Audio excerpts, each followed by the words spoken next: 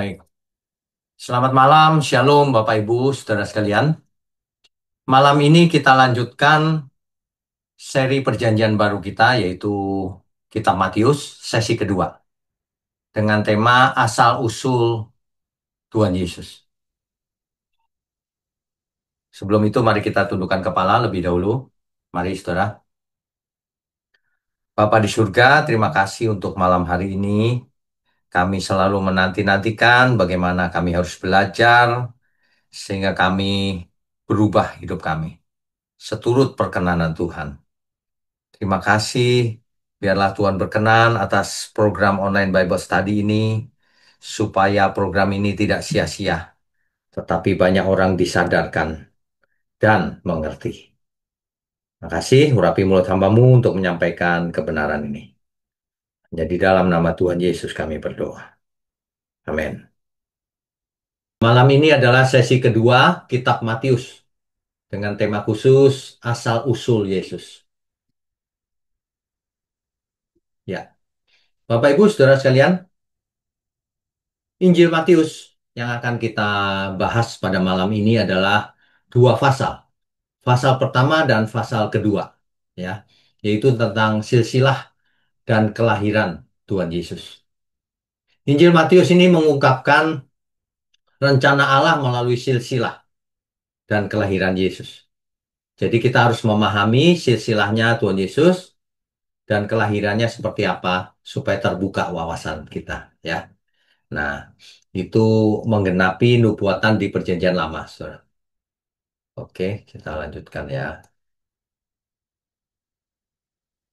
Ya, jadi perlu diingat bahwa Injil Matius itu ditulis bagi pembaca Yahudi, ditujukan kepada orang Yahudi yang tentu saja sangat mengenal tradisi Yahudi seperti apa.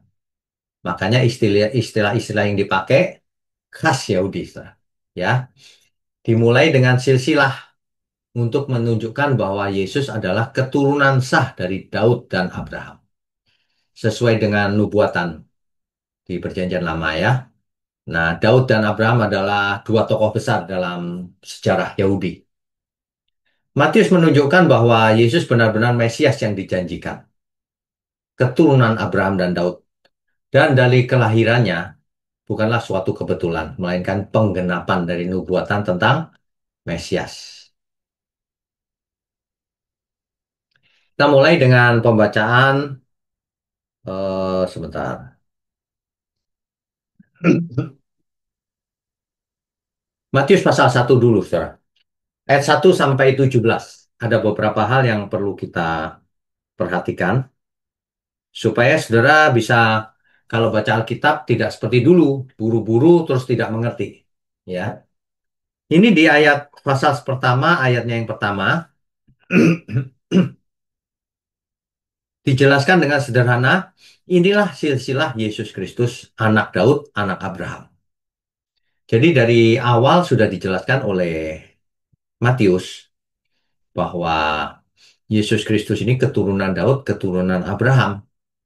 Ya, itu Mesias berasal dari keturunan Daud, ya, keturunan Abraham. Nah, di situ dijelaskan Abraham memperanakan Ishak, Ishak memperanakan Yakub, Yakub memperanakan Yehuda dan saudara-saudaranya. Saudara tentu mengerti kenapa disebut Yehuda dan saudara-saudaranya. Yang ditekankan adalah silsilahnya Yesus atau Mesias. Jadi melalui Yehuda tentunya, ya. Kemudian Yehuda memperanakan Peres dan seterusnya dan seterusnya. Jadi eh, melalui silsilah inilah dijelaskan bahwa Mesias lahir sesuai dengan nubuatan. Yang kedua, Mesias lahir menjadi manusia, masuk ke dalam silsilah sejarah dunia, ya. Itu penting. Nah, kemudian kalau kita baca terus sampai di ayat 16, Yakub memperanakan Yusuf, suami Maria, yang melahirkan Yesus yang disebut Kristus. Nah, jadi rupanya silsilah yang ditulis oleh Matius ini ditujukan kepada orang Yahudi. Orang Yahudi patriark, ya, jadi yang dipentingkan dari pihak laki-laki. Makanya sampai kepada Yusuf, suami Maria. Barulah Maria melahirkan Yesus yang disebut Kristus. Nah, di ayat 17, di situ dikatakan, jadi seluruhnya ada 14 keturunan dari Abraham sampai Daud, 14 keturunan dari Daud sampai pembuangan ke Babel, dan 14 keturunan dari pembuangan ke Babel sampai Kristus. Teratur ya, saudara, 14, 14, 14. Gitu ya. Nah, kemudian kalau kita perhatikan lagi, di dalam silsilahnya Tuhan Yesus itu ada nama perempuan. Padahal zaman itu kan patriark, hanya laki-laki yang disebut ya. Tapi entah mengapa justru di silsilahnya Matius ini yang ditujukan kepada orang Yahudi, ditulis ada nama perempuan. Dan perempuannya ini dari berbagai kalangan lagi. Bukan cuma orang Israel, bukan cuma Yahudi.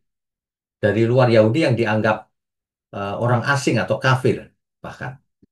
Kita menjumpai ada nama Tamar, ada Rahab, ada Ruth, ada Betsheba istrinya Uria, ada Maria sendiri ya.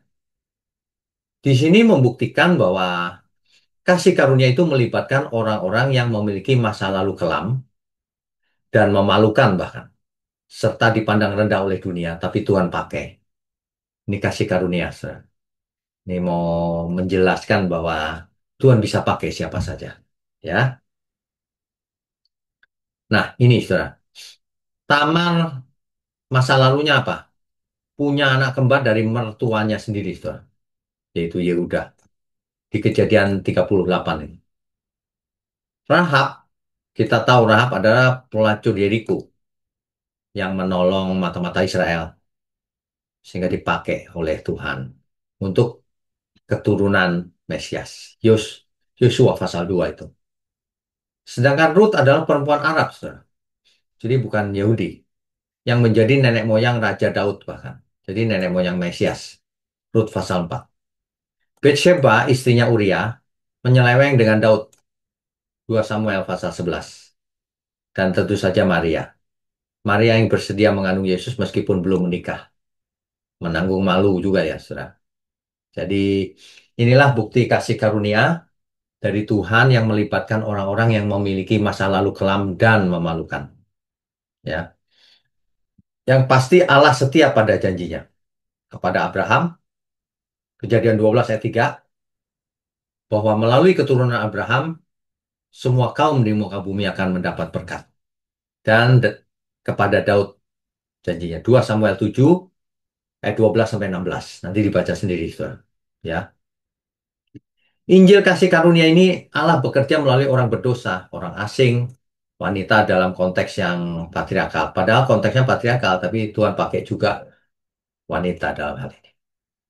Ya, oke, lanjut. Nah ini, saudara. Ini kan silsilahnya ya. Saudara perhatikan dimulai dari Abraham. Kemudian di situ ada Daud, ya, tokoh besar Yahudi. Dari Abraham, Ishak, Yakub, Yehuda, Peres dan seterusnya, saudara. Ya.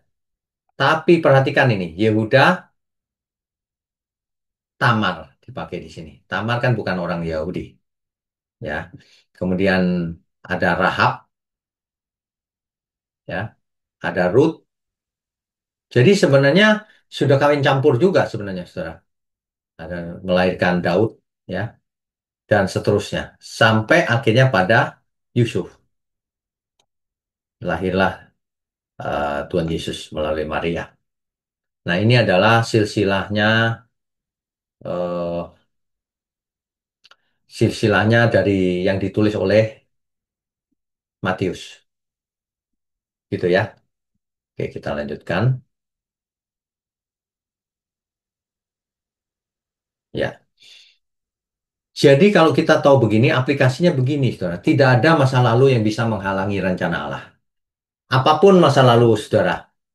Dosa apapun yang saudara pernah lakukan dulu. Itu sudah tidak menjadi penting lagi. Asal jangan diulang lagi. Tuhan bisa pakai, saudara. Ya. Silsilah kita tidak menentukan masa depan kita. Kita sudah masuk ke dalam keluarga Allah melalui Kristus. Gitu ya, saudara ya.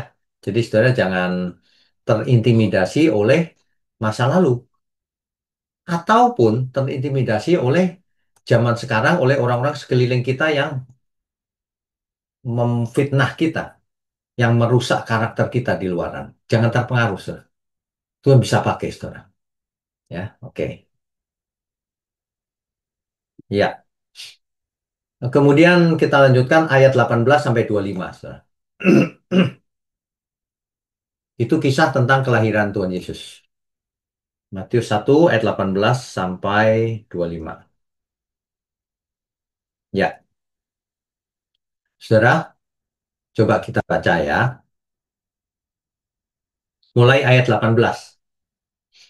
Kelahiran Yesus Kristus adalah seperti berikut. Pada waktu Maria, ibunya bertunangan dengan Yusuf, ternyata ia mengandung dari Roh Kudus. Perhatikan baik-baik.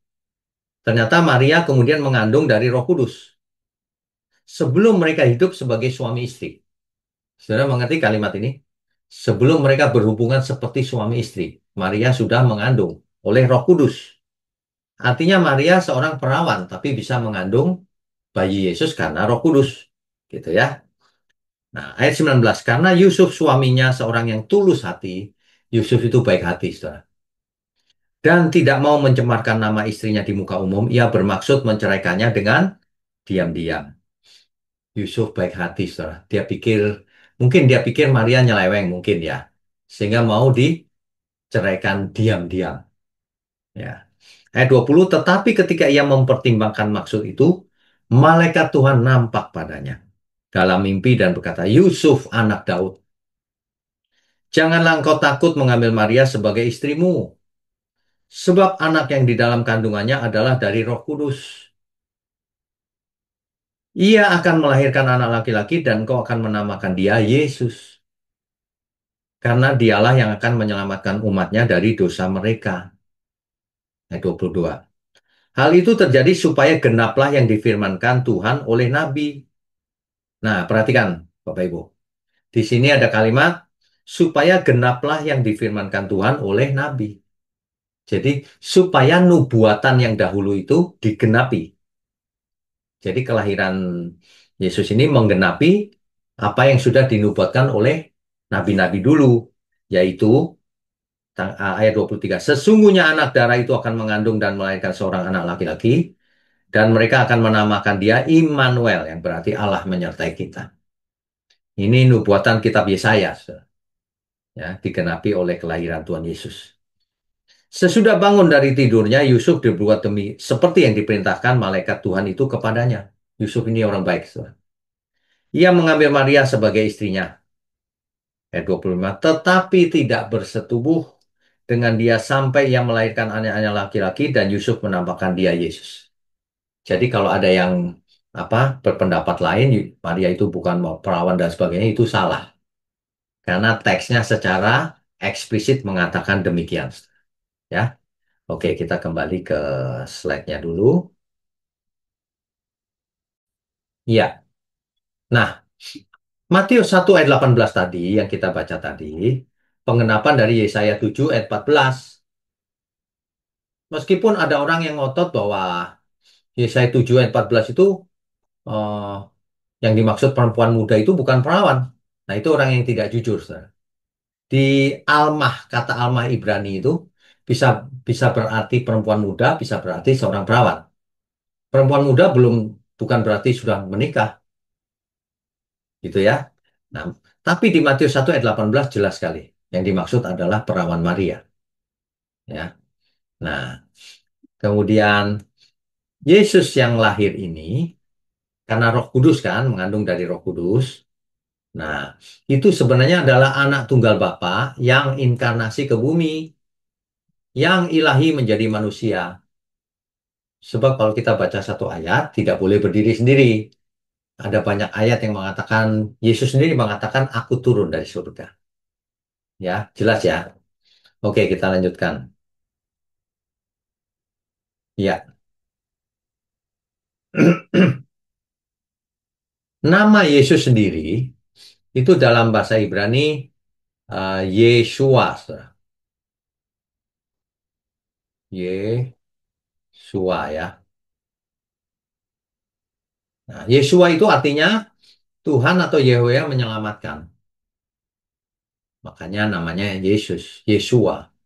Ya, Tuhan menyelamatkan. Tuhan di situ huruf besar maksudnya YHWH. Tetragrammaton. Ya. Kemudian ada kata Immanuel, artinya Allah menyertai kita. Gitu. Nah, peran malaikat juga ada di sini. Malaikat meyakinkan Yusuf kan, jangan kau ceraikan Maria, ia mengandung karena Roh Kudus. Gitu. Ya.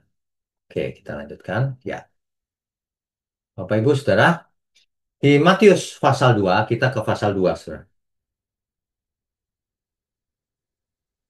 Ya, ayat 1 sampai 12. Matius pasal 2 ayat 1 sampai 12. Sesudah Yesus dilahirkan di Bethlehem di tanah Yudea pada zaman Raja Herodes. Herodes ini adalah Herodes Agung, Saudara. Karena ada banyak Herodes. Ini yang disebut Herodes di sini adalah Herodes Agung. Datanglah orang-orang Majus dari timur ke Yerusalem dan bertanya-tanya, di manakah dia raja orang Yahudi yang baru dilahirkan itu? Kami telah melihat bintangnya di timur dan kami datang untuk menyembah dia. Rupanya orang Majus ini ahli perbintangan.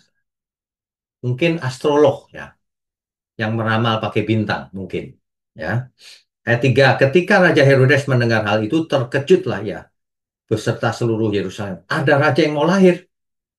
Nah, ini dianggap ancaman oleh Raja Herodes. Ya. Maka dikumpulkannya semua imam, kepala dan ahli Taurat bangsa Yahudi. Lalu dimintanya keterangan dari mereka di mana Mesias akan dilahirkan.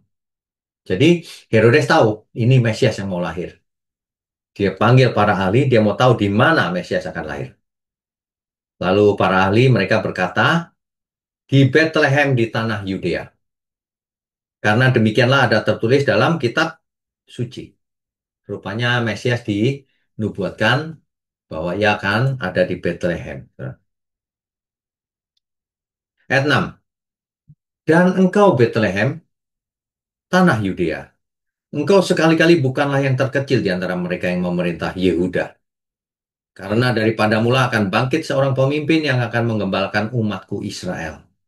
Bethlehem itu tidak terlalu besar, saudara.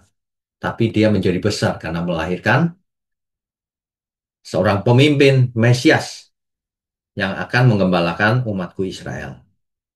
Nah, ayat 7-nya ini.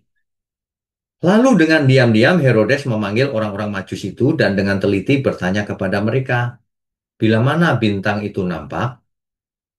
Kemudian ia menyuruh mereka ke Bethlehem, katanya, pergi dan selidikilah dengan seksama hal-hal mengenai anak itu, dan segera sesudah kamu menemukan dia, kabarkanlah kepadaku supaya aku pun datang menyembah dia.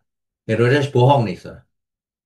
Dia mau orang Majus kasih tahu di mana bayi itu lahir. Aku mau nyembah dia. Nah, Herodes bohong nih, saudara. Padahal dia mau bunuh. Ya. Nah, kemudian setelah mendengar kata-kata raja itu, berangkatlah mereka dan lihatlah bintang yang mereka lihat di timur itu mendahului mereka hingga tiba dan berhenti di atas tempat di mana anak itu berada. Ketika mereka melihat bintang itu sangat bersukacitalah mereka. Akhirnya ketemu, saudara. Tuhan Yesus lahir di kandang. Ya, maka masuklah mereka ke dalam rumah itu dan melihat anak itu bersama Maria, ibunya. Lalu sujud menyembah dia. Mereka pun membuka tempat harta bendanya dan mempersembahkan persembahan kepadanya, yaitu emas, kemenyan, dan mur. Dan karena diperingatkan dalam mimpi supaya jangan kembali kepada Herodes, maka pulanglah mereka ke negerinya melalui jalan lain. Rupanya orang Majus ini diberi mimpi oleh malaikat supaya jangan ke Herodes lagi. Pulangnya jalan muter jalan lain. Gitu, saudara. Oke, kita lanjutkan dulu ya. Iya. Jadi kalau kita perhatikan pembacaan kita tadi, yang pertama, orang Majus itu adalah ahli bintang dan filsuf dari timur. Mungkin kemungkinan besar dari Persia, saudara, atau Babilonia. Kalau zaman sekarang itu Irak. Jadi rupanya ada astrolog ahli bintang dari sana. Ya, kemungkinan besar Persia memang. Kemudian orang Majus itu mencari raja orang Yahudi, ayat 2-nya.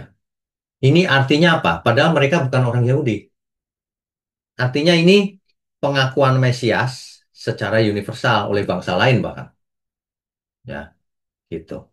Mereka membawa emas. Emas itu dipersembahkan untuk raja biasanya. Mereka mempersembahkan kemenyan. Kemenyan itu untuk mempersembahkan kepada suatu pribadi yang ilahi. Kemenyan, pakai kemenyan. Dan mur, mur itu untuk kematian. Ya. Nah, itu orang Majus. Kalau Herodes, itu raja bonekanya Romawi yang kejam dan paranoid. Ya, yang merasa terancam dengan adanya Mesias yang lahir. Diam-diam menyusun rencana kan? Herodes melambangkan perlawanan dunia terhadap kedatangan Raja Ilahi. Herodes. Hari ini kalau ada orang yang menentang kebenaran, itu seperti Herodes. Dia tidak suka sama kebenaran. Itu lambang dunia ini, saudara. Ya, oke. Itu adalah Matius pasal 2 ayat 1 sampai 12. Ya. Nah, kemudian berikutnya ayat 13 sampai 15. Yusuf diperintahkan lewat mimpi untuk melarikan diri ke Mesir. Kenapa? Karena ada bahaya di tempatnya mereka. Mesir, kenapa ke Mesir? Karena pernah menjadi tempat perlindungan bangsa Israel pada zamannya Yakub dan Musa. Ya. Nah, di Hosea 11 ayat 1, dari Mesir kupanggil anakku. Yang dimaksud anakku di sini adalah Israel. Nah, jadi awalnya tentang Israel tuh nubuatan itu. Tapi sekarang digenapi oleh Yesus. Ya, dari Mesir kupanggil anak.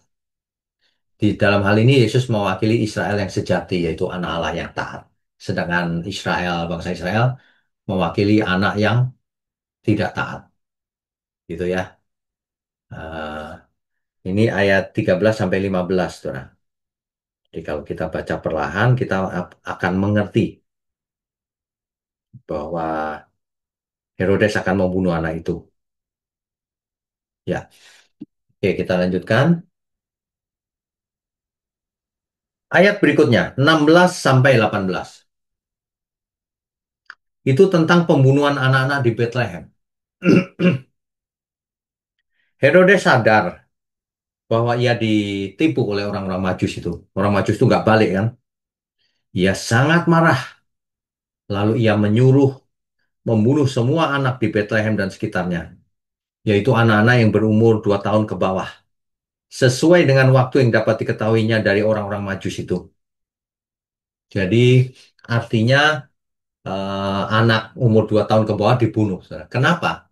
Karena kelahiran Mesias ini sekitar 2 tahun ke bawah, gitu. Ya, itu ayat 16. Ayat 17-nya dengan demikian genaplah firman yang disampaikan oleh Nabi Yeremia. Rupanya ini penggenapan dari nubuatan Nabi Yeremia.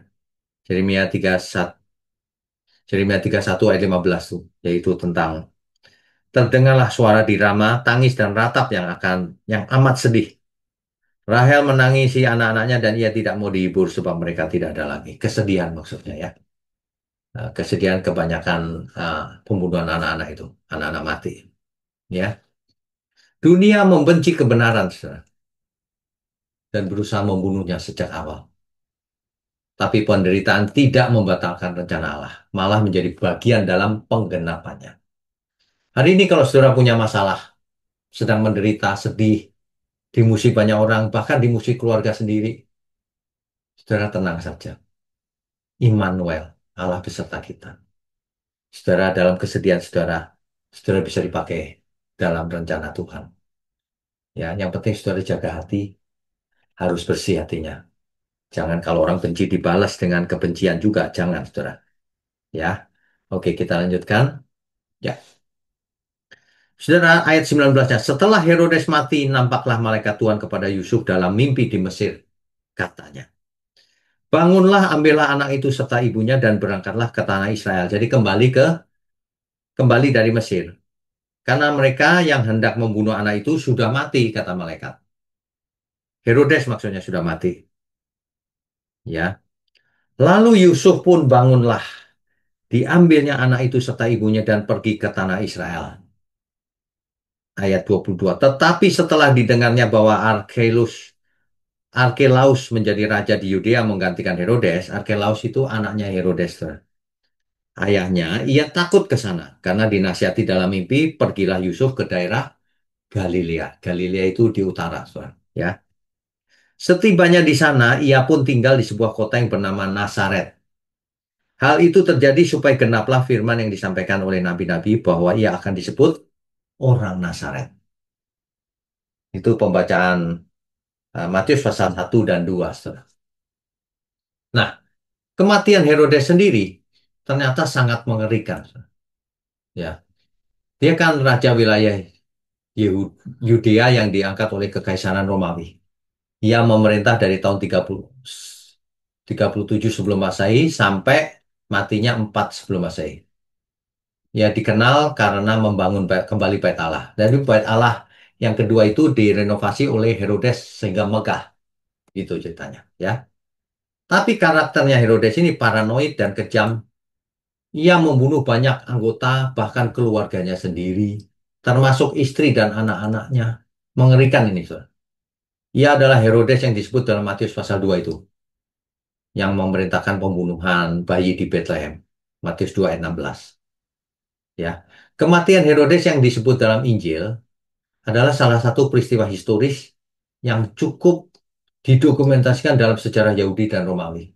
Jadi meskipun tidak ditulis di Alkitab, matinya bagaimana, tapi ia ditulis dalam sejarah, di sejarah umum. Ia mati tahun 4 sebelum Masehi di Yeriko, saudara. Di istananya yang megah, tapi dengan penyakit yang mengerikan. Ini Herodes ya.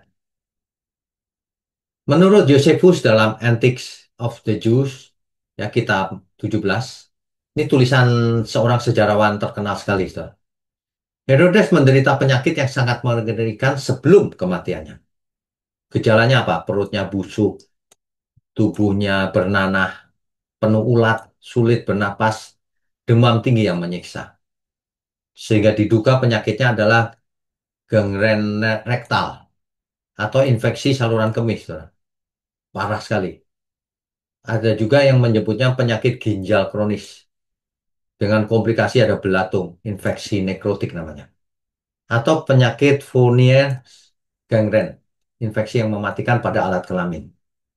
Jadi matinya Herodes ini sangat sengsara, saudara, dan mengerikan. Ia juga mengalami keputusasaan mental dan keinginan bunuh diri. Ia mencoba bunuh diri tapi gagal.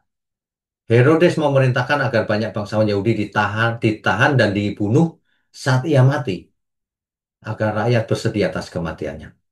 Tapi rencana ini tidak dilaksanakan oleh keluarganya setelah ia mati. Saudara,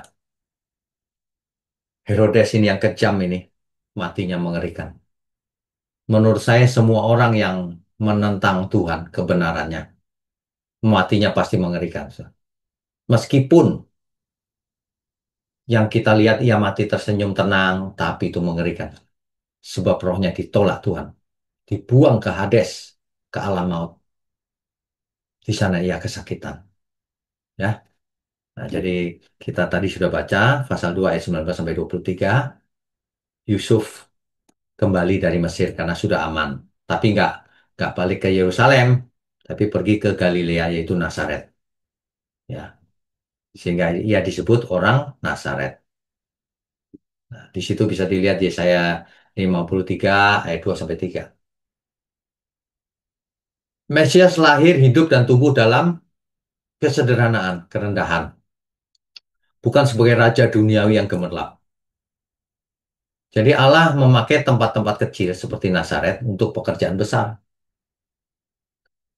Perhatikan, Tuhan bisa membesarkan kita meski kita berasal dari tempat atau latar belakang yang kecil. Kita bukan siapa-siapa, tapi Tuhan bisa pakai kita kalau kita mau memberi diri, melakukan kehendak Tuhan. Ya, Tuhan bisa pakai orang kecil, saudara, untuk pekerjaan yang besar. Oke, berikutnya, ya. Nah, bedanya orang Majus dengan Herodes. Kalau orang Majus menyembah raja yang baru lahir dengan sukacita, Padahal orang Majus itu orang Persia, belum kenal Tuhannya Israel padahal. Tapi dia tahu ada seorang Mesias akan lahir berdasarkan bintang yang dia lihat. Beda dengan Herodes. Herodes ini raja duniawi yang takut kehilangan kekuasaan. Sehingga kita ketika mendengar Mesias mau lahir, dia mau bunuh, saudara, meskipun masih bayi. Kejam. Sehingga kematiannya juga mengerikan. Ya. Nah, ini adalah daftar pasal 1 dan 2 yang penggenapan yang terjadi. Jadi misalnya Yesaya 7 ayat 14, ia akan lahir dari seorang perawan, digenapi oleh kelahiran Yesus dicatat di Matius 1 ayat 23. Ya. Kelahirannya di Bethlehem, Mika 5 ayat 2. Itu dinubuatkan. Ternyata kelahiran Yesus di Bethlehem, Matius 2 ayat 6. Keluar dari Mesir, Hosea 11 ayat 1. Dari Mesir kupanggil anakku, kan gitu kan. Nah, itu ternyata digenapi juga Yesus dicatat pergi ke Mesir dan kembali dari Mesir. Matius 2 ayat 15. Ratapan di Rama digenapi oleh pembunuhan bayi Herodes. Kemudian disebut orang Nazaret, Yesaya 11 ayat 1, ternyata Yesus tinggal di Nazaret juga. Jadi rupanya ada banyak penggenapan nubuatan tentang Mesias di kitab Matius. Ya, ini baru pasal 1 dan pasal 2 loh. Nanti kita akan lanjutkan terus dan kita akan melihat banyak sekali nubuatan digenapi. Ya. Jadi makna spiritualnya apa dengan silsilah dan kelahiran Yesus? Silsilah itu sangat penting dalam budaya Yahudi. Sebab mereka uh, mereka tahu bahwa Mesias akan lahir dari keturunan Abraham lalu Daud, Yehuda, ya. Nah, begitu. Jadi makna spiritualnya tentang keadilan Allah, bahwa hukuman yang harusnya dijatuhkan pada kita semua tetapi ditanggung oleh Yesus Sang Juru Selamat. Kemudian kasih karunia. Allah merangkul orang yang terbuang dan berdosa melalui Tuhan Yesus. Siapa saja, ya. Bahkan orang yang dianggap asing oleh orang Yahudi. Jadi Immanuel merupakan penghiburan dan harapan. Dan tentu saja universalitas Injil. Injil ditawarkan untuk semua orang, bukan cuma satu bangsa, tapi semua bangsa. Gitu ya. Oke. Jadi kesimpulannya, saudara. Dicatat bahwa Yesus ada keturunan Abraham dan Daud. Jadi menggenapi nubuatan Mesias. Ia datang dari surga. Yesus adalah inkarnasi anak tunggal Allah. Makanya disebut Immanuel, Allah beserta kita. Jadi bukannya manusia biasa. Kalau manusia biasa, bukan Allah beserta kita, manusia beserta kita. Ini Allah yang turun, tepatnya anak tunggal Allah. Gitu. Ya. Kemudian ini adalah harapan bagi umat manusia. Karena Yesus membawa kasih, penghiburan, dan keselamatan bagi semua umat manusia.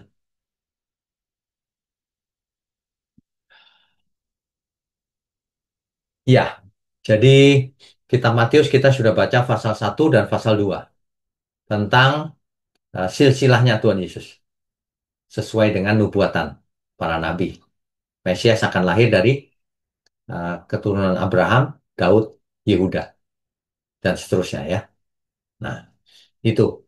Kemudian di sini kita lihat bahwa kitab Matius memang ditulis untuk orang Yahudi. Sebab itu banyak penggenapannya. Gitu, saudara. Ya. Nanti Rabu depan kita akan lanjutkan dengan pasal-pasal berikutnya. Jadi saudara harus ulang lagi mendengarkan ayat-ayatnya dibaca perlahan-lahan di Alkitab, di stabilo kalau perlu, kata-kata pentingnya. Mumpung baru mulai nih perjanjian baru. Jadi saudara jangan punya Alkitab itu seperti baru terus sejak beli. Ditaruh di lemari gitu, disayang-sayang, dibungkus plastik gitu. Nggak ada gunanya, saudara. Alkitabnya taruh di stabilo, diapain? Dicoret, kasih catatan dan sebagainya. Ya, ini baru mumpung baru mulai nih fasa 1. Alkitabnya di stabilo, dikasih catatan. Didengar lagi ini pelajaran ini. Nanti pasal demi pasal, begitu kita selesai kitab Matius, kita akan lihat gambar besarnya. Nggak seperti dulu baca nggak ngerti habis itu. Sekarang pasti mengerti. Udah gitu ada tanya jawab juga kan. Saudara ingat ya, saudara bagikan mutiara seperti ini kepada banyak orang, saudara, teman. Ajak mereka bergabung. Banyak orang itu nggak mengerti apa-apa soal Alkitab. Meskipun sudah baca misalnya 10 kali, 20 kali. Aduh, berat. Jadi mesti mengejar kita semua ketinggalan.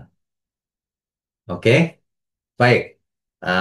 Kita lanjutkan dengan diskusi dan tanya jawab. Silahkan kalau ada yang mau raise hand boleh.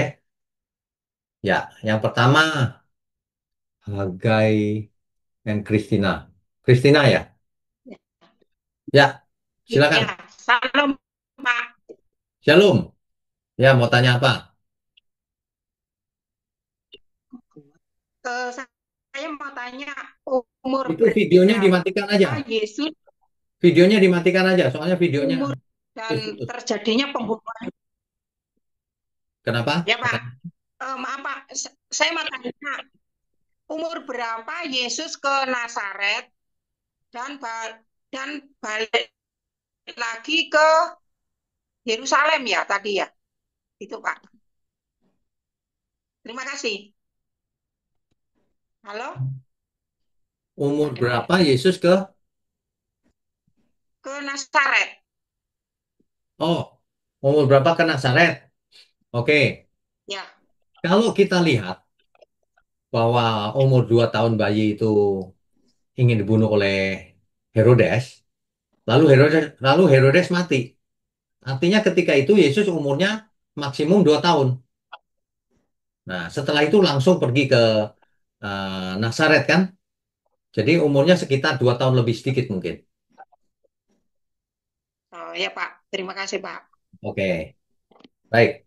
Ada lagi yang mau bertanya silakan. Ini kenapa video saya jadi kecil ya? Bu Mariana, eh, video saya kecil nggak di tempat Ibu? Enggak sih Pak, biasa. Normal ya? Hmm. Oke, baik, silakan. Ya Pak, saya mau tanya nih ya, Matius 2 ayat 2 Pak. Kan Ya, di manakah dia raja orang Yahudi? Pada saat itu tuh orang Majus sudah tahu belum ya Pak? Rajanya itu bukan sembarangan raja, rajanya itu seorang Mesias. pasti tahu Bu. Kenapa? Karena orang biasa tidak ada bintang di langit. Hmm. Tanda-tanda di langit kan ini. Jadi Nah, dia tahu ini raja yang sangat istimewa. Makanya ia membawa emas. Emas itu untuk raja. Ia bawa kemenyan. Kemenyan itu untuk sesuatu yang ilahi. Pasti bukan manusia biasa. hmm. Ia bawa mur. Mur itu tentang kematian. Gitu Bu. Pak, berarti hanya berdasarkan bintang ya dia tahu bahwa ini raja bukan sembarangan raja. Padahal kan dia bukan mereka bukan orang Yahudi yang mengenal Allah dan mengenal Taurat kan Pak. Betul. Hanya berdasarkan bintang. Oh, Mereka jadi ahli perbintangan. Sehingga bintang yang satu ini kok beda gitu. Nah itu. ya saya dari dulu bertanya-tanya tuh dari mana mereka tahu ya? Apa hanya karena bintang itu aja Pak gitu loh? Iya, dari bintang saja. Oh ya ya, oke oke deh Ya, Pak. Ya makasih oke. Pak ya. Ya, Om Kati. Berikutnya, Pak Epenius, silakan.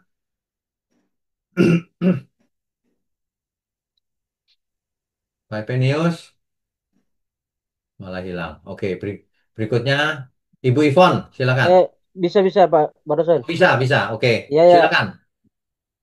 Shalom Pak dosen dan kita semua. Shalom. Pertanyaan saya adalah kata nubuatan itu nubuatan dari Allah kita bisa katakan begitu atau tidak? Bagaimana? Kata nubuatan ini dari Allah. Nubuatan dari Allah ini bisa disebut begitukah atau tidak Pak dosen?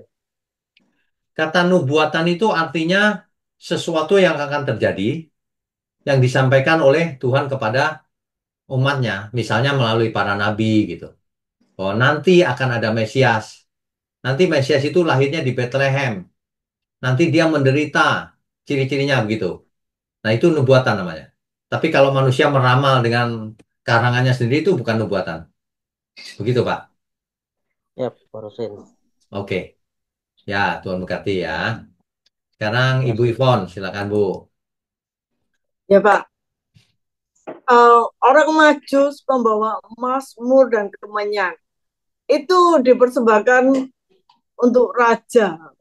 Itu apa tradisinya begitu sampai ada kemenyan untuk Mazmur dan kemenyan itu, Pak? Ya, itu tradisi zaman itu. Hmm. Karena orang Majus itu kan asalnya dari Persia, Babel. Kalau zaman sekarang itu sekitar Irak gitu. Nah, mereka ahli perbintangan. Mereka sudah tahu tuh bahwa mereka kalau apa menyembah raja bawa emas. Kemudian kalau menyembah yang ilahi bawanya kemenyan gitu dan mur. Mereka sudah tahu. Oh iya. Terus itu Pak, kalau kita kan diselamatkan oleh Yesus. Lah kalau zaman dulu diselamatkan oleh apa, Pak? Oke. Zaman dulu kalau orang Yahudi diselamatkan kalau ia melakukan Taurat. Kan Taurat itu hukum dari Tuhan. Hmm. Kekudusan hari itu diukur melalui hukum Taurat. Hmm. Kalau orang lain diukur menurut apakah ia melakukan seperti hukum Taurat atau tidak. Sebab ada Taurat yang tertulis dalam hatinya. Ibu bisa baca kitab Roma pasal 2. Roma pasal 2. Iya. Roma pasal 2 ya, ayat 14. Saya bacakan ya. Iya, Pak. Iya, Pak. Apabila bangsa-bangsa lain yang tidak memiliki hukum Taurat oleh dorongan diri sendiri melakukan apa yang dituntut hukum Taurat, maka walaupun mereka tidak memiliki hukum Taurat, mereka menjadi hukum Taurat bagi diri mereka sendiri. Gitu. Jelas nggak? Iya, jelas, Pak. Sebab dengan itu mereka menunjukkan bahwa isi hukum Taurat ada tertulis di dalam hati mereka. Dan suara hati mereka turut bersaksi dan pikiran mereka saling menuduh atau saling membela. Jadi bangsa asing juga sama. Kalau ia melakukan hukum Taurat oleh dorongan diri sendiri. Kalimat ini perhatikan, Bu. Oleh dorongan diri sendiri, nggak ada yang maksa, nggak ada yang apa. Padahal mereka nggak punya Hmm. Taurat. Oleh dorongan diri sendiri. Nah, dari situ sudah terbukti bahwa teologi yang mengatakan manusia tidak punya kehendak bebas pasti salah. Oleh dorongan diri sendiri. Oleh kehendak bebasnya kan berarti. Iya, Jelas kan? ada. Nah, Iya. makanya teologi Calvin pasti salah dalam hal ini. Karena John Calvin ngarang-ngarang itu. Manusia tidak punya kehendak bebas katanya. Loh ini orang asing ya punya hukum Taurat aja bisa melakukan oleh dorongan diri sendiri. Gitu. Jelas ya? Iya, jelas. Oke. Jadi kalau orang sekarang tidak percaya Tuhan Yesus, nggak selamat ya, Pak? Orang sekarang nggak percaya Tuhan Yesus, nggak selamat, Bu. Iya, iya. Kan sudah tahu Tuhan Yesus juru selamat. Masih Tapi menolak, mereka bos. nggak percaya. Iya. Ya, salahnya Sama. sendiri. Siapa yang mau disalahin? Iya, iya. Nggak percaya alasannya apa? Harus pakai alasan. Kan banyak orang nggak percaya, aku nggak mau tahu, nggak percaya pokoknya. Ya, salahmu sendiri, kenapa kamu nggak mau belajar? Siapa yang mau disalahkan? Mestinya kalau orang serius mau selamat, ya banding-bandingkan. Yang mana ya yang benar ya? Kok semua ngaku benar ya? Nah, mestinya begitu. Jangan belum apa-apa udah nolak duluan ya salahmu dewek. Kan gitu. Ada yang bilang, oh itu apa namanya? Kayak cerita loh, Pak. Jadi bukan bukan sungguhan. Oh, dongeng. Iya, dongeng katanya. Dongeng. Itu. Terus ada yang bilang, loh, mana mungkin nggak masuk akal bagi mereka uh, kok bisa dosa dihapuskan, tentu nggak masuk akal. Tuh. Oke. Biasanya orang-orang yang seperti itu memang nggak masuk akal dia, nggak punya akal soalnya. Dosa dihapuskan, kalau dosa dihapuskan oleh Tuhan ya pasti bisa dong. Kalau dosa dihapuskan oleh perbuatan kita sendiri ya nggak bisa, nggak logis. Emang bisa kita Dia bayangin? bilang lah, kok enak sudah bunuh, mama ceritanya bunuh sudah bunuh, terus nggak dihukum, kok enak katanya. Siapa bilang tidak dihukum? Kalau orang membunuh masuk penjara, dihukum. Tapi kalau dia bertobat tidak buat lagi, diampuni oleh Tuhan. Iya. Nah, makanya orang yang pikirannya seperti itu kejam sekali, Bu. Kalau ada orang mencuri, Oh, dipotong tangannya. iya, iya, iya, iya, iya, Kalau iya. dulu harus dibunuh ulang. Akibatnya dunia ini kacau, kesetanan. Makanya ajaran Iya. Tuhan Yesus jelas. Kasihlah musuhmu. Selesai kalau orang hidup dengan kasih. Kalau hidup dengan mata ganti mata, gigi ganti gigi, nah itu mati semua orang. Nggak ada yang selamat. Itu, Bu. Ya, Ya, ya, makasih Pak. oke. Tuhan memberkati. Berarti Pak Irwan, silakan Pak. Shalom, Pak Wigno. Halo. Ya, silakan. Eh, Pertanyaan saya sebenarnya waktu Yesus diberi nama Immanuel atau Yesus, waktu kecilnya itu berarti waktu remaja misalnya, waktu mengajar di sinagog, berarti namanya Yesus yang berarti anak Tuhan atau Immanuel, Tuhan beserta kita. Apakah itu tidak menyinggung orang-orang sekeliling Yesus waktu itu karena Namanya nama tersebut? Yeshua, Pak. Nama Yesus itu Yeshua dalam bahasa Ibrani. Yeshua itu nama umum, Pak, hari itu. Sudah banyak. Dulu ada Yosua, Oh, ada Yehosua. Nah, Yesus tampil dengan nama Yeshua. Yeshua itu lalu artinya yang Immanuel YHWH yang gimana, Pak? menyelamatkan. Immanuel Hmm. itu cuma istilah bahwa nanti Allah beserta gitu. Bukan Oke, bukan lalu yang kedua, Immanuel. pertanyaan saya kedua Pak mengenai Roh Kudus. Ya. Dalam mimpi Maria diberitahu oleh Roh Kudus dan juga Yusuf. Apakah konsep eh, Roh Kudus itu sudah diketahui, tapi waktu Yesus ingin meninggalkan dunia, Yesus bilang dia akan datang. Sepertinya mereka tidak tahu mengenai Roh Kudus. Apakah berarti waktu Yesus lahir itu konsep Roh Kudus itu belum juga diketahui secara umum? Konsep Roh Kudus sudah diketahui sejak awal Alkitab, Pak. Roh Allah itu Roh Kudus. Roh Allah, Roh Suci itu Roh Kudus, ya. Dan Jadi dimengerti oleh orang-orang Yahudi misalnya, Pak. dimengerti itu Roh Allah, Oh, oke, Roh Kudus. Yang menjadi baik Pak. masalah adalah Roh Allah itu undur dari manusia karena manusia buat dosa. Tapi bukan berarti Roh Allah tidak ada, tetap dalam waktu-waktu tertentu tampil memimpin. Tapi Misalnya, Yesus waktu meninggalkan dunia itu hanya mengatakan dia akan datang, ya, tidak mengatakan Roh Kudus akan datang. yang dimaksud adalah Roh Kudus. Roh Kudus akan Oh, datang dan tinggal dalam diri kita. Kalau tadinya nggak tinggal, Pak. Tadinya bisa datang, baik, bisa enggak, gitu. Gitu. baik Pak. Terima Ya, kasih Pak. oke. Oke, God bless. terima kasih. Oke, berikutnya Pak Budi Wijaya, silakan.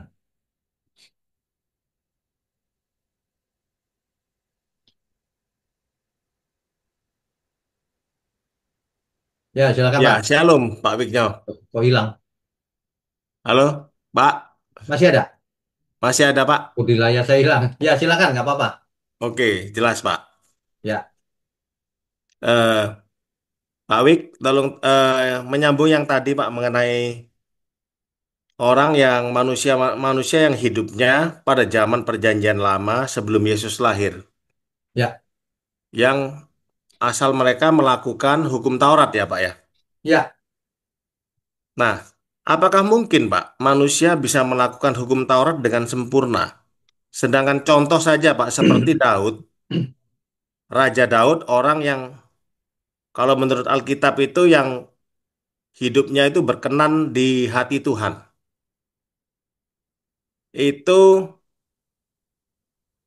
melakukan pelanggaran yang sangat berat, dia melanggar 10 perintah Allah, dua pasal sekaligus. Dia melakukan perzinahan, dia juga membunuh.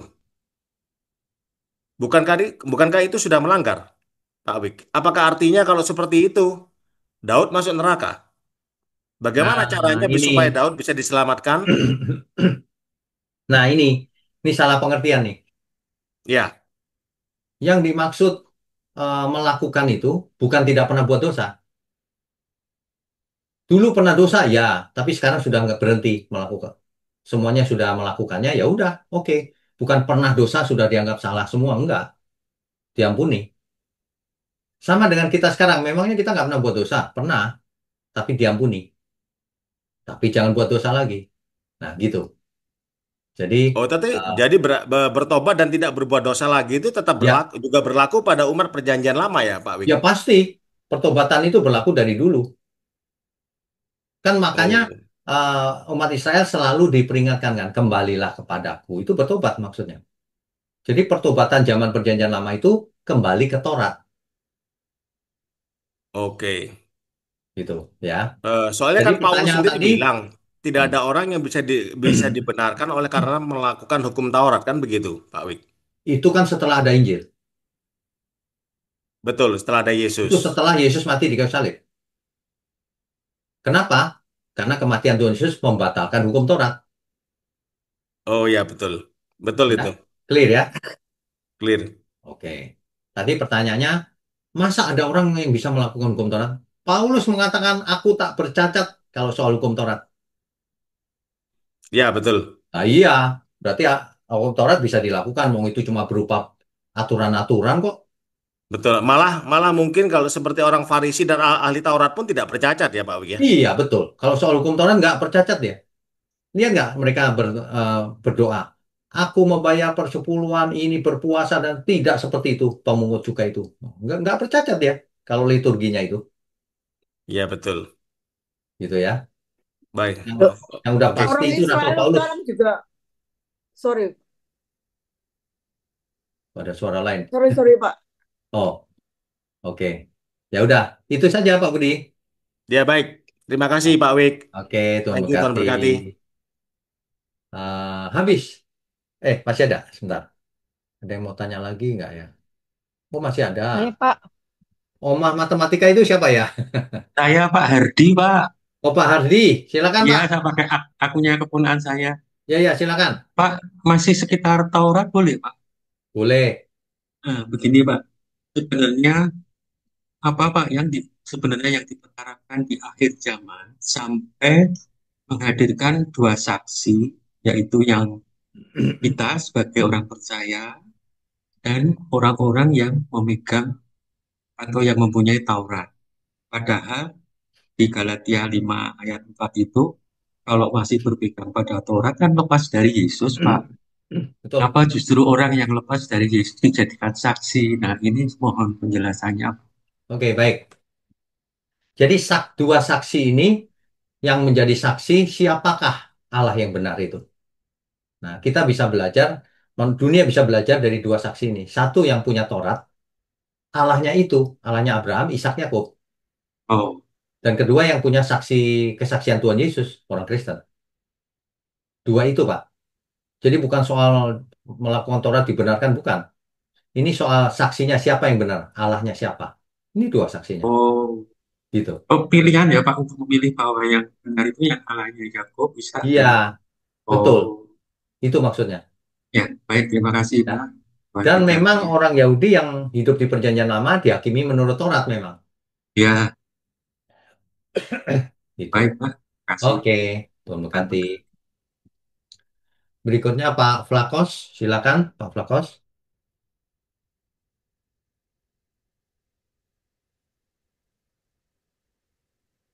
Halo, Ya, silakan.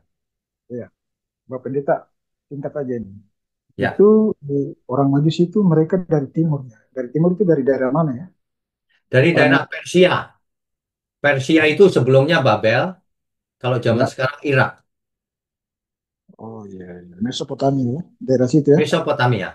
Kalau kita ke Israel ya, ke Ya. gereja-gereja gereja yang mana itu ya? Ada lukisan orang Majus, nah itu orang Persia. Itu lukisan Oh, zaman dulu banget. Jadi pengertian itu orang Rusia, Persia pasti. terus Bapak Pendeta, coba mungkin Bapak Pendeta bisa jelaskan sedikit Kak terkait kota Bethlehem itu. Bethlehem itu kalau yang saya baca sejarahnya itu daerah peternakan domba ya, daerah Oh peternakan. ya, ya. Sebelum jauh sebelum itu adalah daerah peternakan domba, betul. Pertanyaannya Jadi apa, Pak? Jadi Tuhan Yesus dilahirkan di sekitar situ, tapi mungkin ada kandang begitu Kak atau tempat untuk ya pokoknya ada daerah peternakan. Jadi itu secara luas itu apa namanya penghasil domba-domba yang disembahkan untuk korban persembahan. Ya. Seperti Ya, itu. bisa juga, memang, betul. Itu saja pertanyaannya. Pak, saya masih bingung juga ini terkait dengan ini agak keluar dari topik kita malam ini. Kita Ya. bisa ini kak garis besarnya saja terkait dengan kejadian 3 ayat 15 itu. Oh iya ya, oke. Bingungnya apa Pak? Ya, itu secara apa yang nyata nih di perjanjian baru nih, apakah kepala apa namanya? Oh baik-baik. Kejadian 3 ayat 15. Keturunan perempuan ini Ya, akan menemukan kepala si ular, keturunan baik. ular. Artinya membinasakan pekerjaan iblis. Tetapi Ya, si ular akan mematuk eh, tumitnya kan? ya, itu berarti Tuhan Yesus yang mati ya, Mesias Tuhan Yesus Yesus mati di kayu salib itu mematuk tumit tuh. mati tumit ya. Ya. Kalau kepala si ular diinjak, Kepala si ular pekerjaan iblis dikalahkan. Maut sudah tidak eh, berkuasa lagi. oh, saya kira kalau saya tafsirkan ini tadi, ini menurut pemahaman saya, artinya eh, kepala si ular itu diinjak, artinya Tuhan turun ke dalam kerajaan maut dan mengalahkan maut. Itu bisa Oh di enggak, bukan, bukan. Artinya maut dikalahkan gitu. Baik, terima kasih Pak Pendeta. Itu aja. Ya. Oke. Tuhan berkati. Berkati. Berikutnya Ibu Sarah, silakan. Sarah Hui. Shalom Pak. Shalom. Pak saya mau nanya ini Tuhan Yesus lahir sebagai juru selamat dan ini sepertinya menggantikan hukum Taurat yang di Perjanjian Lama. Betul. Berarti menurut Allah hukum Taurat ini tidak sempurna ya Pak? Nah, di Alkitab dikatakan karena perjanjian yang lama atau hukum Taurat itu tidak bisa membawa kepada kesempurnaan, maka ada yang baru gitu. Oke. Eh, Berarti kalau misalnya 10 hukum Taurat itu kalau kita lihat itu secara fisik oke, manusia bisa lakukan dengan sempurna, contohnya Paulus dia bisa. Berarti kalau kita menuju lagi ke perjanjian baru di saat Tuhan Yesus ada sampai saat ini, berarti yang tidak bisa kelihatan yang hanya Allah bisa melihat itu adalah hati setiap orang. Mungkin ini yang lebih berat ya Pak daripada hukum Betul. Taurat. Sebab Betul. hukum Taurat ya sebab saya cuma berpikir eh, oh oke, orang manusia masih bisa melakukan hukum Taurat tapi mungkin dia bisa sombong dari 1 sampai 10 dia bisa lakukan tapi isi hatinya orang nggak ada yang tahu tapi Allah melihat oh orang ini dia sombong mungkin ini yang bisa maksudnya bisa membuat orang itu tidak bisa masuk dalam kerajaan surga makanya Tuhan Yesus harus datang ya Pak. Betul. Jadi gini, Bu. Kalau hukum Taurat dulu contoh ya, Ya. dilarang berzinah. Berzinah itu kalau sudah melakukan secara fisik. Tapi di perjanjian baru, kalau kamu melihat lawan jenis, lalu kamu mengingininya, maka dianggap berzina udah. Lebih berat kan? Kita Ya. sebelum mencuri tapi merencanakan aja sudah dianggap mencuri pasti. Gitu. Hmm. Dulu ibadahnya cuma Sabat. Sekarang seluruh hidupmu harus ibadah. Iya, iya. Buat Tuhan dengan roh dan kebenaran. Segenap hidup, bukan cuma hari Sabat. Gitu. Jadi lebih Iya, berat. Dulu musuh boleh dihukum. Sekarang kasihlah musuhmu. Wah, itu berat sekali. iya, Iya Pak. kan? Gitu. Iya. Mm-mm. Ya, jadi kita bisa melihat sekilasnya itu ini adalah apa yang ada di dalam hati manusia itu ya Pak, yang Ya, hanya Allah yang bisa betul. eh, menghakimi. Oh, ini orang layak enggak nantinya masuk dalam kerajaanku atau enggak. Itu yang Betul. paling berat ya Pak ya. Itu yang paling penting. Iya, iya. Makanya Oke. gini, Bu. Makanya di Matius nanti pasal 7 tuh. Matius 7 ayat 21 sampai 23. Bukan orang yang memanggil Tuhan-Tuhan yang masuk kerajaan surga. Itu maksudnya bukan orang yang berdoa seperti orang Farisi itu yang masuk surga. Bukan Iya orang Pak. yang mengadakan mujizat yang masuk surga. Bukan orang yang mengusir setan pakai nama Iya. Tuhan yang masuk surga. Bukan itu. Tapi yang melakukan kehendak Bapakku yang di surga. Jadi yang benar-benar dari dalam hati melakukan Iya, sungguh-sungguh. Gitu. iya Pak. Ya. Sebab pikiran dan hati manusia itu gampang sekali Pak. 1 menit 2 menit aja bisa berpikiran negatif. Ya. Iya. Makanya Wah, setiap orang bisa kelihatan rohani. Tapi iya Pak. sebenarnya tidak rohani. Rohani itu dari Iya, dalam, bukan luarnya. iya, iya, Ya. iya. Hmm. Jadi untuk seperti yang firman Tuhan bilang bahwa Bapa ingin kita sempurna, maksudnya ini juga ya Pak, isi hati Ya, kita sama pikiran kita ya Pak. betul. Betul. Oke, Dan ya, ingat ya, sempurna itu bukan berarti nggak pernah buat salah dulunya. Bukan itu. Sempurna itu dulu ya, buat salah pun diputihkan. Jangan buat lagi. Makin hari makin bersih hati pikirannya. Nah itu menuju ke sempurna. ya. Gitu. Jadi terus gitu sampai berhasil gitu ya Pak. Ya, Eh, Walaupun nanti sampai dia meninggalnya mungkin hanya 85% atau 95% is okay ya Pak. it's okay. Asal maksimum yang kita bisa lakukan. Iya, iya. Maksudnya kitanya benar-benar udah semampu kita berjuang Ya, eh, sekuat kita sesampai itunya, Pak. betul. Nah, Iya, yang jadi masalah adalah banyak orang itu belum melakukan sesuai gitu, melakukan asal-asalan. Aku sudah selamat karena percaya Tuhan, nggak melakukan apa-apa padahal. iya, Nah, itu masalah. Ya.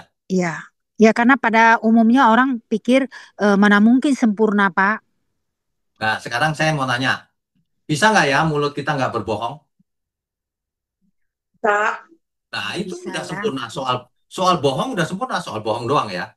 Soal yang lain lain lagi. Tapi bisa kan satu persatu kita bereskan.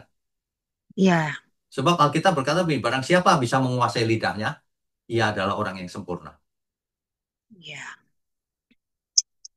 Ya, karena orang selalu mengidentikan hanya Allah yang sempurna.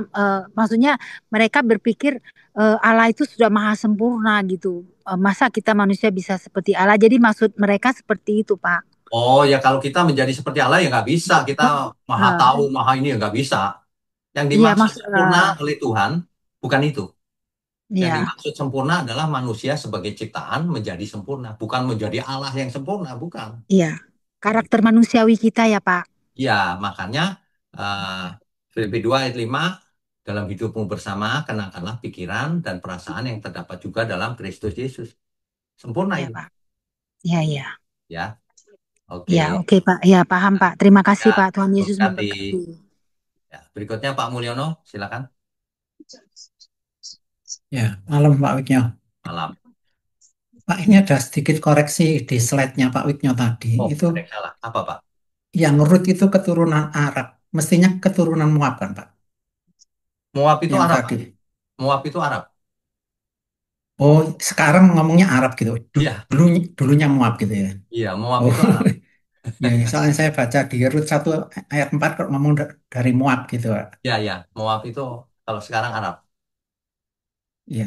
Terus yang kedua Pak, kalau Ya, lihat silsilahnya Yesus itu mulai dari Abraham sampai Yusuf itu Pak, berarti ya, kita nggak bisa menebak pola pikir Allah ya Pak, karena itu nggak berpola gitu loh, maksud saya. betul. Dalam segala hal kita nggak bisa tebak, Pak. Makanya orang yang mengadakan mujizat pakai teknik-teknik tertentu itu ngawur itu, Pak. Perhatikan nanti Tuhan Yesus bikin mujizat. Pakai teknik tertentu nggak? Beda terus, Hmm, Pak. Sehingga polanya nggak ya, bisa. ya. Kenapa? Memang nggak pakai pola. Yang Hmm, melakukan kan Tuhan, bukan kita. Ngapain kita menyembuhkan orang pakai jambi-jambi, pakai doa khusus, pakai minyak urapan. Siapa yang suruh itu? Nggak ada itu di Alkitab. hmm, Kadang-kadang ya, pakai boleh. Lain hari nggak usah pakai, nggak apa-apa. Jangan bikin jimat rohani. hmm. Nggak ada polanya. Ya, berarti kreatif ya lah kita ini Pak ya. Ya, Beda-beda memang. terus ya. Iya, Memang. iya.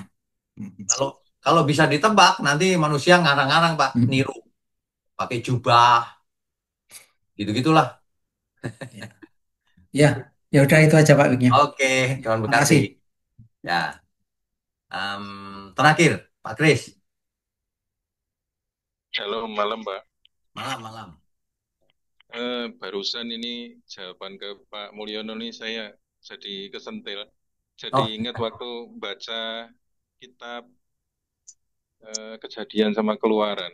Waktu ya. Musa tanya, nanti bangsa Israel kalau tanya apa maksudnya tidak percaya kepadaku, terus apa yang mesti aku katakan?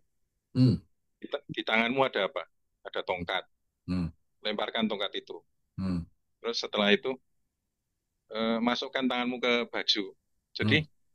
eh, sebetulnya itu Apa boleh apa boleh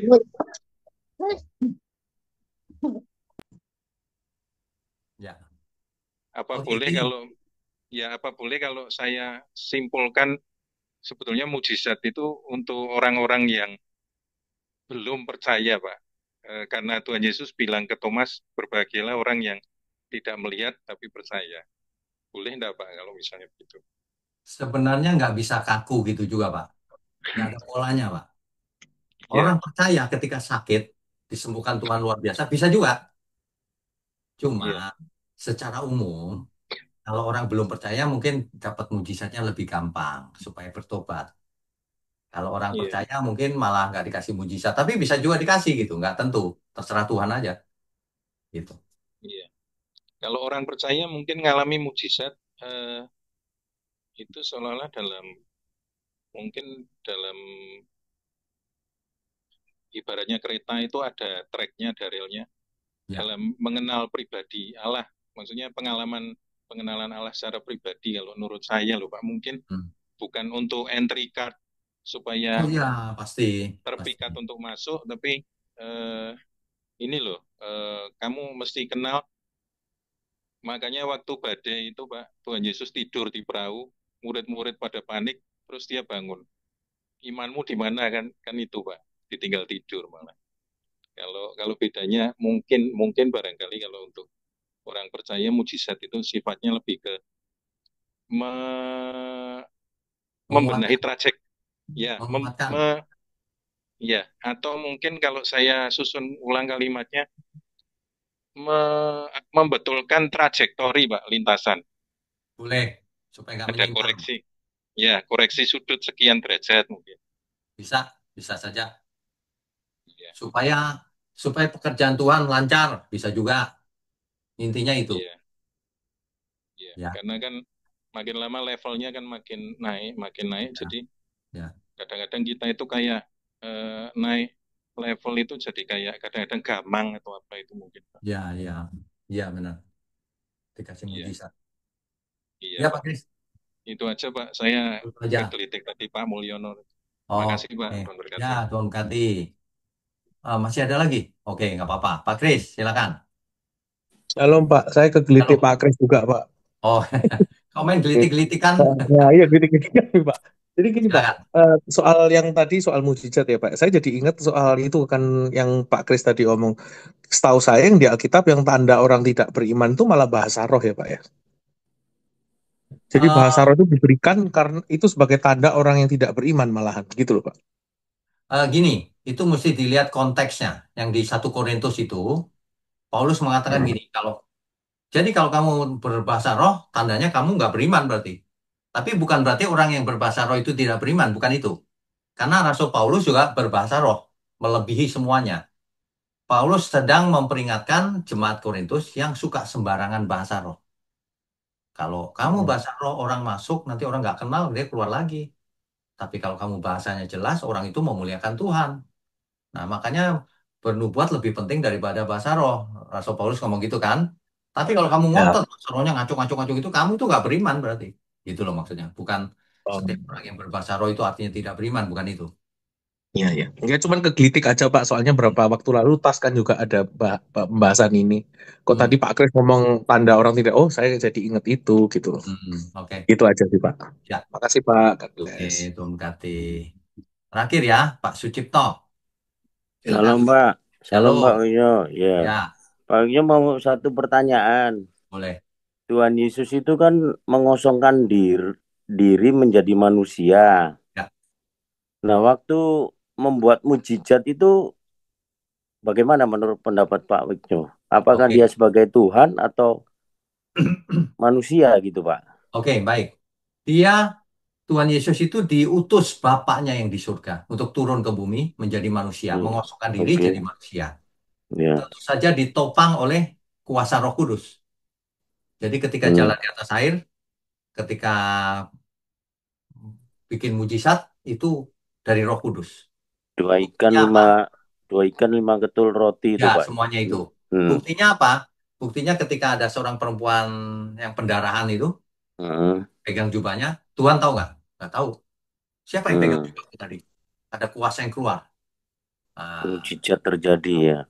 nah itu pasti Roh Kudus. Nah, tapi ada ayat bilang begini, Pak. Dalam segala hal ia disamakan dengan saudaranya. Hmm. Artinya apa? Dalam segala hal untuk mencapai kesucian nggak ada dispensasi apapun, Pak. Kalau soal mujizat, ya dikasih. Itu kan seperti zaman sekarang. Kalau saya doain orang sembuh, ya bukan karena saya sakti kan, dikasih Tuhan supaya membantu penginjilan, kan gitu. Kan beberapa Iya. orang saya doakan sembuh juga, padahal sakitnya parah gitu. Nah, tapi kan itu karena Tuhan, makanya saya nggak bisa pakai pola pasti sembuh, pokoknya nggak bisa. Terserah Tuhan. Jadi Roh Kudus bekerja di dalam Tuhan Yesus gitu Pak ya. Ya. Jadi bukan Tuhan Yesus waktu itu membuat mujizat jadi Tuhan gitu, bukan Pak ya. Kalau Oh bukan, ia menjelaskan sedang mengosongkan dirinya, mengosongkan mengambil kuasa dirinya orang manusia. seorang manusia Pak ya. Ya. Oh iya Yang iya Pak. dalam segala hal disamakan dengan saudaranya. Iya, karena Ya. saya sering dengar begini Pak. Pada waktu dia membuat mujizat itu Tuhan 100% gitu Pak. Sering mendengar dari hamba-hamba Tuhan sering berkhotbah seperti itu Pak. Itu salah, Pak. Salah Pak ya. Salah. Jadi gini, pas mau bikin mujizat berubah jadi Tuhan. Pas nanti udah berubah manusia lagi. Memangnya Iya. superhero? Bukan. Tuhan Iya, Yesus iya. sedang memasukkan diri jadi manusia. Jadi manusia Pak ya. Rohnya roh anak Allah yang maha tinggi, bukan manusia biasa. Nah, ketika mujizat itu dikasih kuasa oleh Bapaknya. Pasti. Oke. Iya Pak. Ya. Makanya Iya. ada ayat yang berkata gini, ia, maksudnya Tuhan Yesus, ia berdoa dengan ratap tangis dan air mata. Ada dia yang bisa menyelamatkannya dari maut. Ia sedang jadi manusia, Pak. Mengosongkan diri. Supaya hidup suci, ia berjuang. Bukan pura-pura. Iya Pak. Sakit nggak sakit. Iya. Mati buktinya. Manusia. Tapi rohnya roh anak Allah. Oh Allah ya Pak ya. Iya. Makanya kalau ada orang bicara Duinatur Tuhan Yesus, bukan yang kayak tadi itu ceritanya, sebentar manusia. Waktu berjalan di atas air berubah lagi jadi Allah. Bukan. 100% manusia, 100% Tuhan gitu. Nah, kapan? Itu kan kalimat itu kan dipas-pasin aja. Iya Pak. Iya 100% manusia, tapi rohnya 100% anak Allah yang turun dari surga. Tapi dalam segala hal, ya tidak menggunakan kekuasaannya. Jadi kalau dia sedang memujizat, itu lagi diberi kuasa oleh Bapaknya. Bapaknya. Tapi dia kira-kira kalau dia membuat mujizat bisa Pak? Ya bisa, karena kuasa diberikan kepada dia. Kuasanya itu Pak ya? Iya. Bisa. Iya. Sekarang gini, kalau saya ngusir setan, kuasanya dapat dari mana? Kan dari Roh Kudus. Dari Roh Kudus. Bukannya saya punya, bukan Roh Kudus. Oh iya. Izinkan dipakai oleh saya gitu. Iya. Nggak masalah, Pak. Jadi yang penting gini loh, Tuhan Yesus benar-benar berusaha supaya hidup kudus. Kalau itu nggak ada dispensasi, itu sama dengan manusia. Kalau yang soal mujizat, itu memang diberi kuasa. Iya. Gitu. Jadi kita harus mencontoh, menteladani dia hidupnya bagaimana waktu dia mengosongkan diri itu Pak ya. Betul, sebagai manusia. Karena kita manusia. Sebagai manusia. Iya Pak. Soal karunia terserah Roh Kudus. Roh Kudus, iya. Ya. Gitu. Oke Pak. Iya Pak. Makasih Pak. Oke. Tuhan berkati Pak. Iya. Habis malam ini sudah selesai. Oke, baik. Loh, ada yang angkat tangan lagi? Terakhir deh ya. Pak. Terakhir ya. Pak, saya Koni Pak. Loh, mana nggak angkat tangan? Saya Ibu Koni. Mana nggak angkat Tadi tangan? udah ngangkat. Mana? Nggak kelihatan. Ini Erika siapa? Erita. Ya, saya Pak. Saya Erita Pak. Oh iya, silakan. Iya Pak, saya mau tanya Pak. Berarti Allah Tritunggal itu bagaimana Pak pengertiannya? Begini saja, jangan dibuat rumit. Kita harus berdasarkan Alkitab, setuju nggak? Setuju. Di Alkitab tidak ada tulisan Tritunggal. Di Alkitab ada tulisan baptisan mereka dalam nama Bapa, Putra, dan Roh Kudus kan? Betul. Artinya ada 3 pribadi. Rasul Paulus menulis, karena Allah kita itu Esa. Satu Allah kita itu. Maka Esa pula pengantaranya, yaitu Tuhan Yesus Kristus. Yang menjadi pengantara antara Allah dan manusia. Nah, siapa itu Tuhan Yesus? Anak tunggal Bapa. Karena begitu besar kasih Allah akan dunia ini, Ia mengaruniakan anaknya yang tunggal. Supaya barang siapa kepadanya, percaya kepadanya tidak binasa, melainkan beroleh hidup yang kekal. Jadi kita jangan pakai istilah macam-macam terus bingung definisinya. Kita punya Hmm. Bapa. Satu-satunya Bapa. Bapa kita di surga. Kita punya Tuhan Yesus. Satu-satunya Tuhan yaitu Tuhan Yesus. Nggak ada yang lain. Dan sekarang kita punya Roh Kudus yang hidup di dalam kita. Tubuh kupet Allah. Udah gitu aja. Nggak usah pakai definisi. Tapi seperti telur, seperti sinar. Bingung lama-lama. Nggak usah. Berarti Tuhan Yesus itu bukan Allah Bapa itu sendiri gitu ya, Pak ya? Bukan. Tuhan Yesus itu anak tunggal Allah Bapa. Lalu Bapaknya sendiri bagaimana kita mengartikannya gitu, Pak? Nggak usah diartikan. Bapa kita di surga. Allah itu roh adanya. Dia Bapa. Kita itu anak. Dan Iya, kita iya, iya. dapat sampai kepada Bapa melalui Sang Anak. Melalui Tuhan Yesus. Nanti yang menjemput kita lagi di akhir zaman, siapa? Tuhan Yesus. Semuanya diserahkan kepada Tuhan Yesus. Nanti kita sampai surga, rajanya siapa? Tuhan Yesus lagi. Bapak nggak kelihatan. Bapak itu Berarti tak kita terlihat. berdoanya kepada siapa lebih tepatnya, Pak? Nah, Tuhan Yesus mengajar, kalau engkau berdoa, hendaklah demikian, Bapa kami yang di surga. Gitu kan? Betul, Jadi, Pak. kita berdoa kepada Bapa kami di surga. Boleh, tapi Tuhan Yesus juga dalam kesempatan lain berkata begini, mintalah kepadaku, maka Bapakku yang di surga akan memberikannya. Artinya berdoa kepada Tuhan Yesus boleh, boleh, nggak usah aneh-aneh. Kalau saya berdoa kan, terima kasih Tuhan Yesus dalam nama Tuhan Yesus, amin. Atau kadang-kadang Bapa kami yang di surga, terima kasih dalam nama Tuhan Yesus. Bapak kita di surga itu nggak kayak manusia di bumi, birokrasi. Selalu berdoanya nggak gitu. Jadi udah tahu asal Bapak, Anak, Roh Kudus ya boleh, udah oke. Oke, baik. Ya, Sudah, Pak. Terima kasih ya, oke. Pak. Tuh, Kati. Nah, yang ini raise hand ini saya nggak tahu siapa. Karena namanya Galaksi. Galaksi Ah, 50. Salam Pak. Shalom. Salam Pak. Saya Koni dari Batam baru pertama Oh, kali Bu ngikut Koni. ngikut Baru Zoom. pertama kali? Iya, baru Oh, pertama tahu dari kali. mana, Bu? Tahu dari mana, Bu? Ada saya ikut terus, Oh, baru Pak Nyo ngasih nomor itu, saya oh. simpen. Ya, baik. Ngasih ke orang Pertanyaannya lain, apa? saya dengar saya nyimpen. Pertanyaan saya, siapa yang menamakan kitab Matius? Gitu. Soalnya kalau Wahyu Yohanes yang nulis, tapi kok Wahyu gitu. Ini Matius, apa Oke, karena oke. Matius yang nulis gitu. Ya, Siapa ya. yang menamakan? Oh, ini Penamaan kitab Matius ini gitu. ya, ya. Penamaan kitab-kitab ini sudah sejak dari awal, Bu.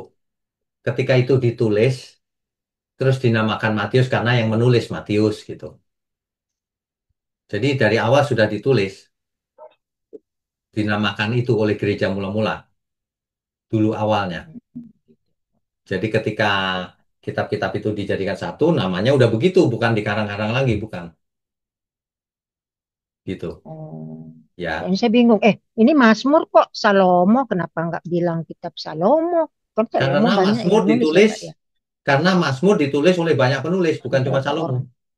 Ada Salomo, ada Daud, Oh, ada gitu. Musa, Ya, ada banyak, Bu. iya. Nah, makanya dinamakan Mazmur apa? Karena jenis tulisannya itu Mazmur, ujian, gitu. Ujian Pak ya. Ya. Baru Wahyu Yohanes yang nulis, kok nggak kitab Yohanes, kok Wahyu gitu. Jadi Supaya nggak bingung, kan siapa ada ya kitab. yang namain ini? Ini Lukas ya. Oh, ini Lukas nih. Oh, ini Matius ini. Siapa gitu. Ya, ya, nggak apa-apa lah, Bu. Itu aja Pak saya mau nanya. Ya, itu saja. Oke Pak. Iya Pak Oke, Wid. Tuhan Makasih banyak berkati Pak ya. Wid. Tuhan God berkati. bless. Iya. God bless. Oke, yuk kita tundukkan kepala, yuk kita berdoa. Bapa kami yang di surga, terima kasih untuk malam hari ini. Kami semua diberkati dengan pemaparan ini. Kami percaya ada perkenanan Tuhan atas apa yang kami lakukan. Terima kasih Tuhan. Secara khusus hamba berdoa untuk tangan yang mendukung pekerjaanmu ini Tuhan. Ada banyak tangan-tangan yang mendukung. Biarlah Tuhan berkati mereka, agar mereka menjadi berkat selama hidup di bumi. Juga kami mengucap syukur untuk seluruh gereja GMM dimanapun berada. Tuhan berkati, menjadi garam dan terang dunia. Terima kasih Tuhan, kami sudahi pertemuan ini hanya di dalam nama Tuhan Yesus Kristus. Kami berdoa dan mengucap syukur. Haleluya. Amin.